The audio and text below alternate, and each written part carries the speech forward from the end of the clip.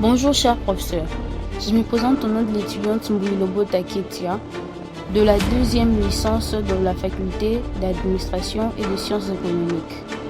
Dans le cadre du cours de gestion de ressources humaines, je vous présente aujourd'hui le modèle de gestion de ressources humaines proposé par Nizet et Picholt.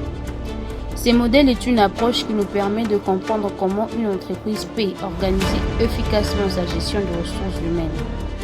Il repose sur l'idée que la gestion de ressources humaines n'est pas une action unique, mais une combinaison de plusieurs logiques d'action complémentaires, devant être cohérentes entre elles et adaptées à l'environnement extérieur.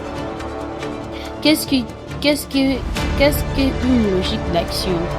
Une logique d'action, c'est une manière spécifique d'agir dans la gestion de ressources humaines, selon un objectif précis. Le modèle de Nizet et Picholt identifie 4 logiques d'action qui se complètent et qui sont indispensables pour une GH cohérente et efficace. Les 4 logiques d'action. La première logique, opérationnelle, elle concerne la gestion quotidienne de ressources humaines. Elle répond aux besoins immédiats de l'organisation comme recruter en urgence, gérer les absences ou affecter le personnel. Exemple, embaucher un agent pour remplacer un salarié absent. La logique contractuelle, elle organise les relations formelles entre employeurs et salariés à travers le contrat, accords, règles et négociations. Comme exemple, rédiger un contrat de travail ou signer une convention collective.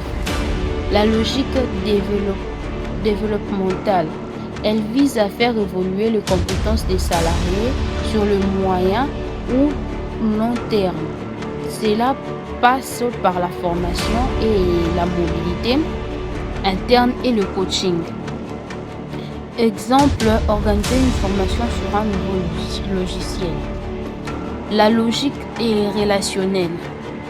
Elle concerne la qualité du climat social et les relations entre les individus dans les entreprises. Elle inclut le dialogue, la gestion des conflits et la communication interne. À titre d'exemple, organiser une réunion avec les délégués du personnel pour prévenir un conflit. La cohérence interne. La cohérence interne, c'est lorsque toutes les logiques fonctionnent ensemble sans contradiction. Comme exemple, on ne peut pas vouloir développer les compétences des salariés. Logique développementale. Si on ne leur donne pas le temps ou les moyens pour suivre une formation. La cohérence externe. La cohérence externe, c'est l'adaptation de pratiques de la ressource humaine à l'environnement extérieur de l'entreprise. Les lois du travail, les normes sociales, la culture locale, le marché de l'emploi. Une entreprise qui s'installe dans un nouveau pays doit adopter ses pratiques de ressources humaines aux règles légales et culturelles de ces pays.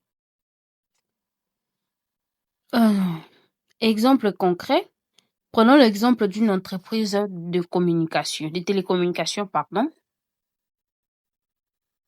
Elle embauche rapidement du personnel pour une nouvelle campagne, logique opérationnelle. Elle établit des contrats selon la loi, logique contractuelle. Elle forme le nouveau employé sur les outils numériques, logique développementale. Elle maintient un dialogue permanent avec le délégué du personnel, logique relationnelle. Cette entreprise applique les 4 logiques de manière cohérente. D'où le modèle de Nizet et Picholt nous montre que la gestion de ressources humaines ne se limite pas à recruter ou former. Il s'agit de combiner plusieurs logiques d'action opérationnelles, contractuelles, développementales et relationnelles, et de veiller à leur cohérence interne et cohérence externe. Ces modèles nous aident à comprendre la complexité et l'importance stratégique de la GRH dans le bon fonctionnement d'une organisation. Je vous remercie.